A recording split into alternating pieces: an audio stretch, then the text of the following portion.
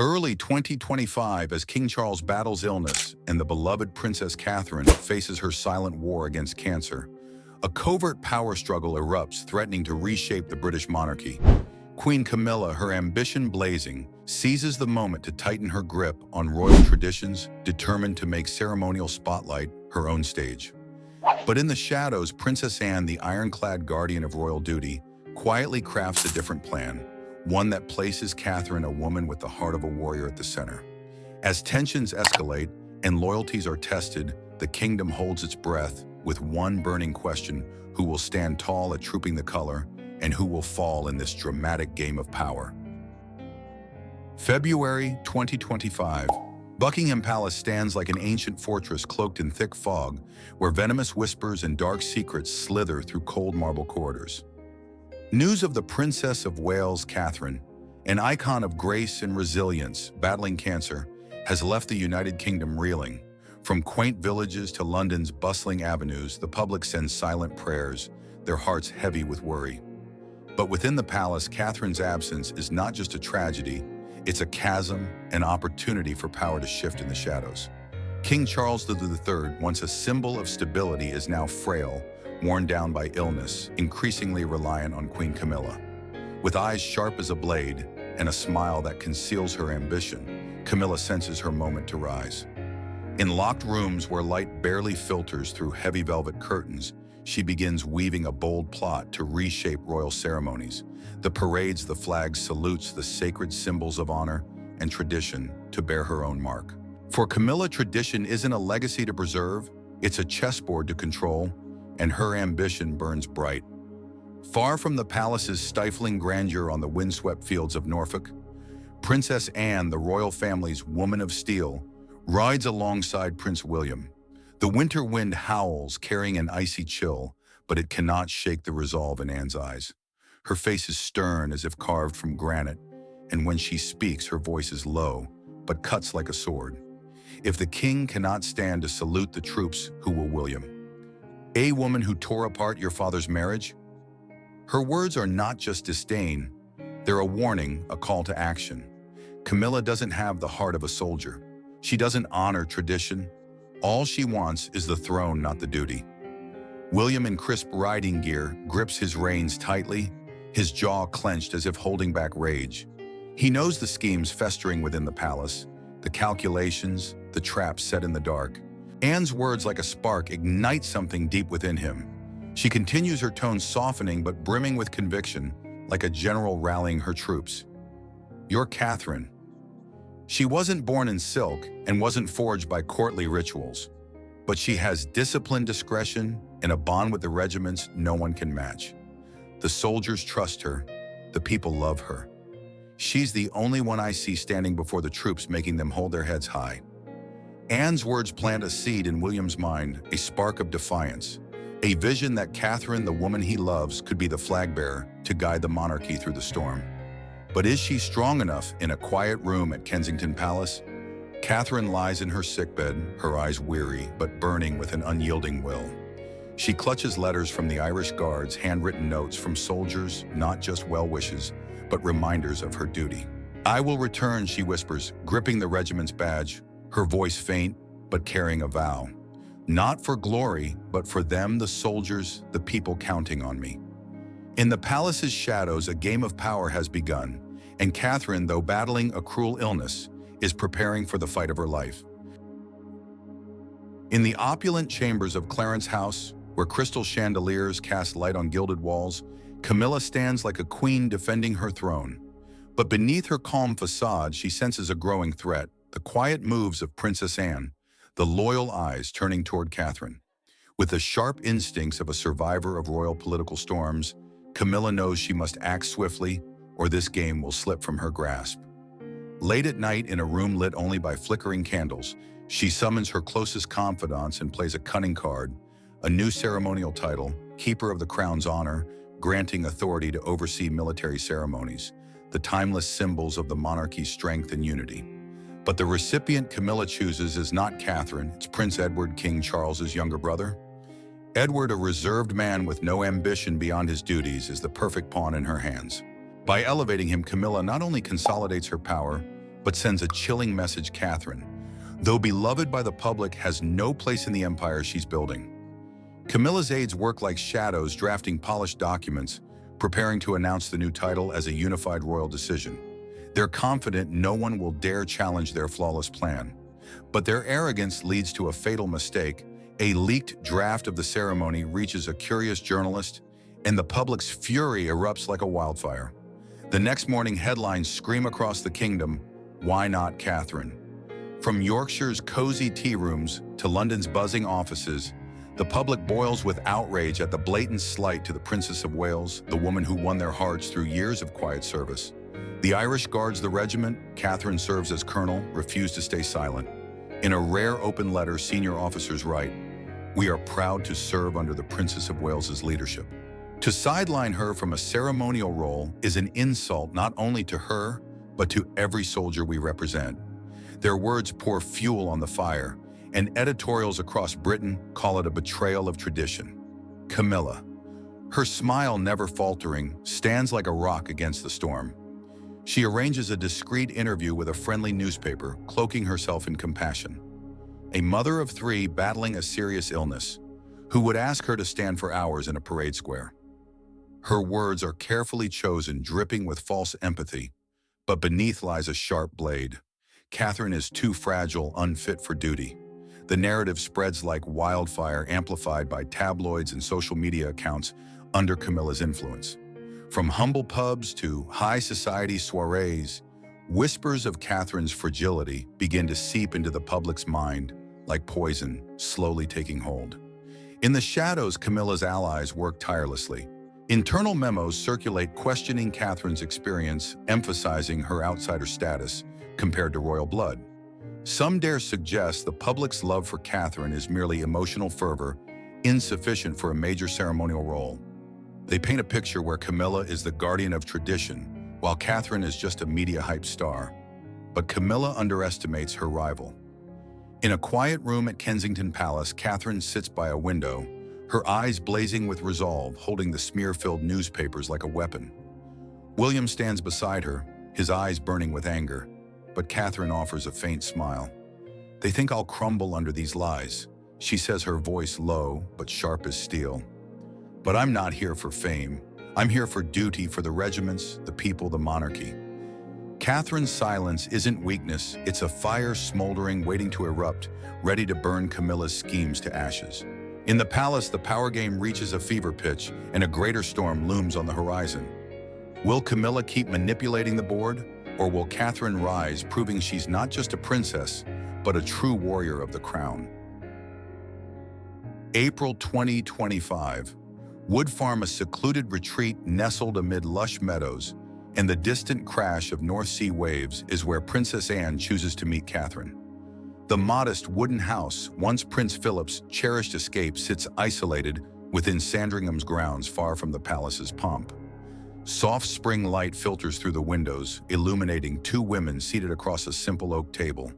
A steaming teapot sits between them, but there are no servants, no secretaries, no ceremony, just the raw honesty of a shared purpose, a mission both understand but have yet to voice. Princess Anne, with her steely demeanor and piercing eyes, sits ramrod-straight hands clasped on the table. She embodies discipline, a woman who's devoted her life to the monarchy without chasing glory. But today, her steady voice carries a rare urgency. "In 2022, my mother left a handwritten note." She begins her tone even but weighted with history. "It wasn't in the official archives, wasn't typed or sealed. It was meant for me alone." Anne pauses, her gaze probing Catherine as if ensuring the younger woman is ready for what's about to be revealed. Catherine, still bearing the marks of her cancer battle, sits with calm poise. Her cream sweater hugs her slender frame, but her eyes burn with unyielding resolve. Anne pulls a folded paper from her pocket, its creases worn by time. She slides it across the table, the motion slow but deliberate. Catherine's hand trembles slightly as she touches it, as if sensing its weight before opening it. Queen Elizabeth II's handwritten words appear elegant yet forceful. "Choose the one with a soldier's heart, no throne needed, only values."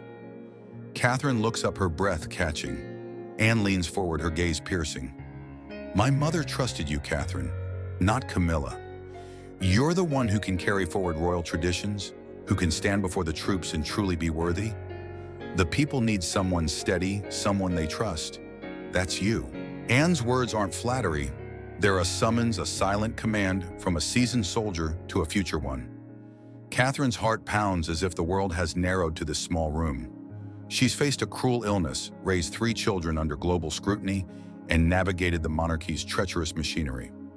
But this is a different challenge, a call to battle not for personal glory, but for the values Queen Elizabeth II spent a lifetime defending.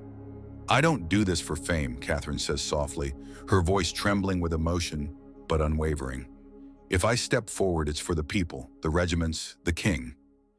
Anne smiles, a rare softening of her rugged exterior. In that moment, a profound understanding passes between them like comrades on the same battlefield. "That's why it has to be you," Anne replies, her voice warm but resolute.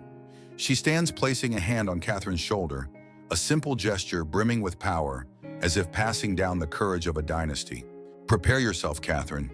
Camilla won't stand down, but I'll be here, and we'll fight." As Catherine leaves Wood Farm, the sunset paints the horizon crimson. She clutches the Queen's note, feeling the weight of responsibility and trust placed in her. The battle is just beginning, but for the first time in months, Catherine feels a fire ignite within a soldier's flame, ready to face the war ahead. The secret meeting at Wood Farm doesn't stay hidden for long. Within a week, the Daily Mirror unleashes a vicious series of articles with sensational headlines like "Royal Rift, Catherine vs. Camilla." The stories are malicious, dredging up old rumors from Catherine's early days in the monarchy, painting her as an overambitious outsider daring to challenge the established order. The author, a notorious Australian journalist who worked on smear campaigns against Princess Diana, is Camilla's hired gun, quietly enlisted to target Catherine's vulnerabilities. The articles cite anonymous palace sources insinuating Catherine is stirring trouble within the palace, exploiting her illness for attention and power. In the cozy sitting room of Kensington Palace, Prince William slams his fist on the table, his eyes blazing with fury. "She's gone too far," he roars, clutching a newspaper with an offensive headline. "Camilla thinks she can destroy Catherine with these lies. I'll confront her." But Catherine, seated across from him with a cold cup of tea, touches his arm, her eyes calm but resolute. "No, William," she says, her voice low but powerful. "If they want to bury me with lies, I'll rise with the truth. This isn't the time for arguments, it's the time for action." Catherine's composure is a weapon Camilla didn't anticipate. While William sees, Catherine begins crafting her own plan, inspired by Anne's words at Wood Farm. She knows that to reclaim trust and defeat Camilla's narrative, she must do what she's always done best: stand with the people and the regiments, not through words but through deeds. Princess Anne, never one to play defense, swiftly joins the fray. As the head of royal military traditions, she makes a bold move, inviting Catherine to a private training session with the Coldstream Guards, one of the British Army's most prestigious units. It's an unprecedented step. No royal woman except Anne herself has ever been permitted at such an event. The session takes place at a remote training ground under a gray rain-soaked sky. Catherine, in a military helmet and waterproof jacket, rides among the troops. She salutes the flag with perfect precision, her eyes focused, unflinching, despite the rain lashing her face. A young soldier standing in the ranks discreetly records the moment on his phone. The image of the Princess of Wales, drenched but unyielding, standing tall in the rain, exudes undeniable dignity. The video spreads across social media like wildfire. Within hours, comments praising Catherine's courage and dedication flood the internet. "This is who we need: a true soldier, not a power-hungry schemer," one user writes. Veteran groups, long admirers of Catherine, publicly rally behind her, sending letters to newspapers expressing outrage at the smear campaign. The public's response is a tidal wave drowning Camilla's carefully constructed narrative. Online petitions emerged demanding Catherine be given an official ceremonial role, amassing tens of thousands of signatures in days. In pubs and living rooms across Britain, people begin calling Catherine the People's Queen, a title reminiscent of Princess Diana, but distinctly her own, a blend of quiet strength and loyalty to the crown. At Clarence House, Camilla reads the social media comments, her face hardening. Her plan is crumbling, but she's not one to surrender. In her mind, the battle is far from over, and she's ready to unleash a more venomous counterstrike. Late May 2025, Clarence House glows with the warm golden light of crystal chandeliers, where sparkling wine glasses gleam in the hands of powerful guests. Senior courtiers, military representatives, and a few select journalists gather for a dinner billed as a show of royal unity, amid the tense backdrop of King Charles's declining health and blazing media controversies. But beneath the dazzling light, a sinister plot is being woven. In Queen Camilla's mind, this isn't a dinner. It's a meticulously staged arena to crush Catherine's rise once and for all. Camilla, in a deep crimson silk gown, glides through the crowd with a perfect smile, but her eyes are cold as steel, always tracking Catherine. The Princess of Wales, still recovering from her cancer battle, appears in an elegant pale blue dress, her face calm, but her eyes alert like a warrior entering a battlefield. Prince William holds her hand, his gaze a silent vow to shield her. Princess Anne, reluctantly present at Charles's request, stands in a corner, her sharp eyes scanning the room. With a soldier's instinct, she senses danger in the air, and she knows Camilla is setting a trap. The dinner begins with light speeches, hollow toasts to royal unity, but Camilla, like a snake waiting to strike, soon shifts gears. In a carefully staged moment, she rises, raising her glass with a saccharine smile. "We all know Catherine has faced great trials," she says, her eyes feigning concern. "I think we'd all love to hear her share about her health journey and whether she's ready for the immense responsibilities the monarchy demands." The room falls silent, all eyes on Catherine. It's a masterful trap: admit weakness, and she's deemed unfit. Claim strength, and she risks appearing arrogant. Camilla has arranged for a loyal journalist hidden in the crowd to fire a poisoned arrow. "Your Highness, given your current health, do you believe you're capable of taking on major ceremonial roles when the nation needs stability?" The question lands like thunder, and the room hums with stifling tension. Military officers frown, courtiers whisper, and Camilla sips her wine, a faint smirk tugging at her lips. Catherine rises, her hands trembling slightly, but her eyes unwavering like a fire that refuses to die. She takes a deep breath, her voice ringing, clear and steady. "I'm not here to talk about my health," she begins, her gaze sweeping the room, pausing briefly on Camilla's face, a silent challenge. "I'm here to talk about duty. The regiments, the soldiers I'm honored to serve, don't ask if I'm tired. They ask if I'll stand with them. And my answer is always yes." Her words, simple yet powerful as a vow, strike the hearts of the military officers in the room. A spontaneous applause erupts, echoing through the grand walls as Camilla grips her glass tightly, her smile turning brittle. But Camilla doesn't relent. She signals an aid, and a mishap unfolds. A waiter accidentally spills red wine on Catherine's pale blue dress, forcing her to leave the table to change. The crowd murmurs, some sympathetic, but Camilla seizes the moment to land a lethal blow. She moves among key guests, a military general, a senior courtier, a newspaper editor, whispering with feigned concern. She's a wonderful mother, but royal ceremonies demand unyielding strength. "We can't risk instability, can we?" Her words are poison, sowing doubt in influential minds. But Camilla's plan unravels in an unexpected moment. The dining room doors swing open, and Catherine re-enters, not in a new dress, but in the ceremonial uniform of the Irish Guards, the regiment's badge gleaming on her chest like a flame. The crowd gasps, whispers die, and even Camilla can't hide her shock, her eyes widening for a fleeting second. Catherine, with Anne's covert support, has turned a moment of humiliation into a declaration of power. She stands tall, her gaze steady, and when she speaks, her voice carries through the room like a battle cry. "I'm not here for political games. I'm here to serve as I always have, and as Queen Elizabeth II taught us, with a soldier's heart." The military officers rise, their applause thundering, and even neutral courtiers nod in respect. Princess Anne in the corner offers a faint smile, her eyes gleaming with pride. But she doesn't stop there. Anne steps forward, raising her glass toward Catherine, her voice sharp as a blade cutting through the air. "I salute a woman who doesn't just carry a title, but the spirit of the monarchy," she says, her gaze shifting to Camilla, cold and unrelenting. "And I remind us all that tradition belongs not to those who manipulate it, but to those who live it." Anne's words are a dagger, exposing Camilla's schemes before the guests.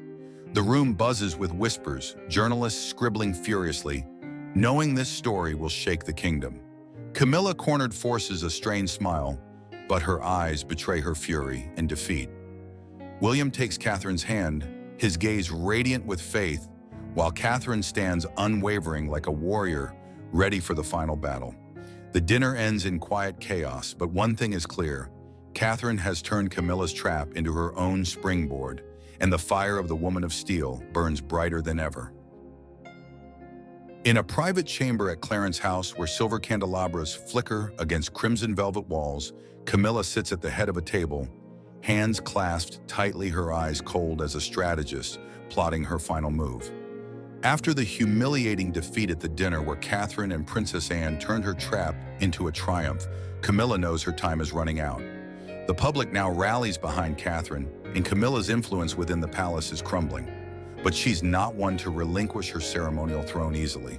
With a mix of desperation and cunning, she summons her most loyal allies, devoted courtiers, a few conservative palace insiders, and a notorious media strategist who once shaped public opinion in her darkest days.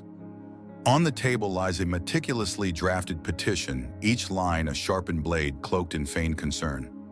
Camilla, her voice low, but laced with calculation, outlines her plan, each word chosen like a jewel in a power play.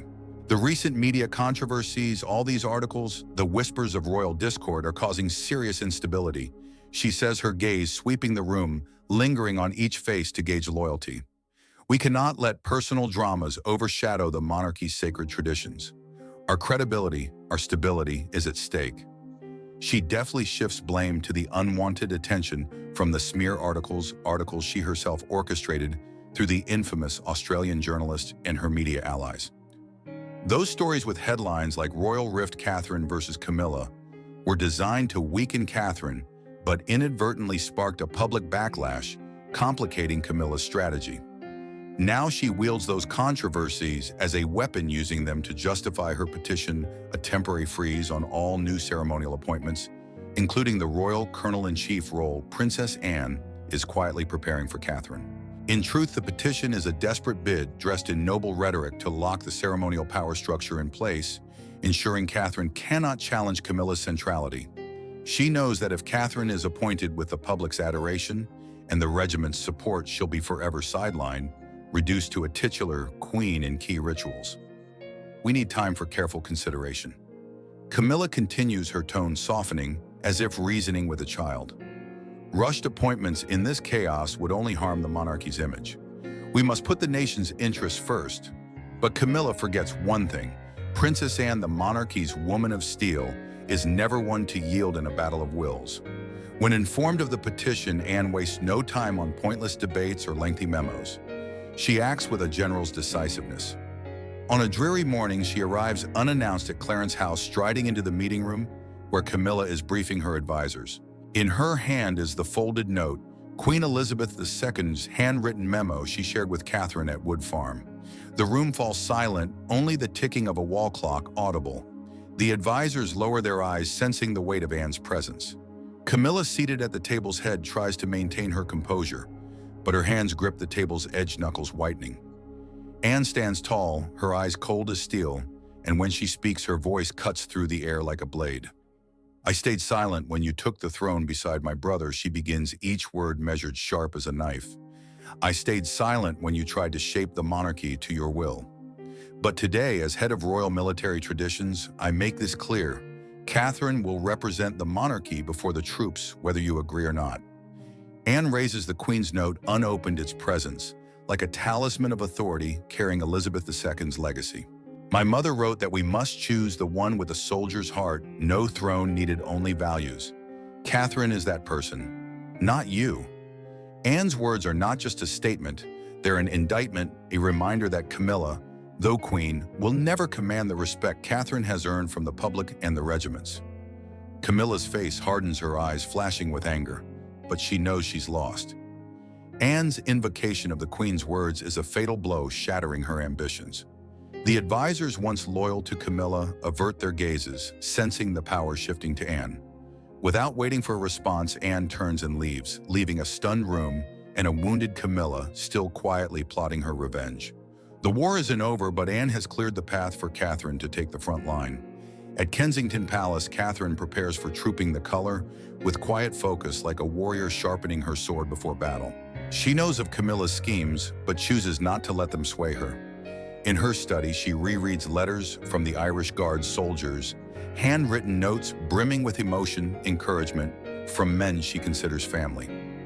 "This is why I do this," she whispers, touching the regiment's badge on her desk, her eyes blazing with resolve. As a mother, a wife, and a soldier of the monarchy, Catherine is ready to face whatever lies ahead. Meanwhile, the kingdom awaits a historic moment, a moment that will shape the monarchy's future, and Catherine, the woman of steel, is preparing to step into the light. June 14th, 2025. Horse Guards Parade dazzles in vibrant scarlet and gold, a living tapestry of tradition and honor. Thousands of spectators crowd behind barriers, phones raised to capture a historic moment. 300 musicians from the household division stand in perfect formation, their instruments gleaming under the summer sun. The air is thick with anticipation, as if the world is holding its breath, sensing that today is more than a ceremony. It's a moment to define the monarchy's future. The ceremony begins with a minute's silence for the victims of the Air India tragedy, a poignant pause that blankets the square in stillness. Then from the distance, the sound of hooves echoes, and Princess Anne, astride her legendary horse, Noble, rides to the square's center. In her 70s, she still radiates unyielding authority, her posture impeccable in her military uniform, her eyes sharp as they scan the crowd. Noble, with his glossy black coat, moves with deliberate pride, as if he too understands the moment's gravity. Anne halts, and in a near-absolute silence, her voice rings out clear and commanding, like a bell tolling through the square. "In the presence of His Majesty and the Household Division, I am honored to appoint Catherine, Princess of Wales, as Royal Colonel-in-Chief." Her proclamation is a thunderbolt electrifying the air. A collective gasp ripples through the crowd, followed by an eruption of cheers roaring like a tidal wave. Catherine steps forward from the royal ranks, her cream dress shimmering in the sunlight, a symbol of purity and resolve. She stands beside King Charles, who, though weakened by illness, smiles proudly at his sister-in-law. Catherine's face blends emotion and calm, a woman who's overcome illness, slander, and schemes to stand here not for personal glory, but for duty to the people. Prince William, in a resplendent military uniform, bows to his wife, his eyes brimming with pride and love. From Buckingham Palace's balcony, Princess Charlotte, in an elegant white dress, leans forward, her eyes sparkling as she watches her mother.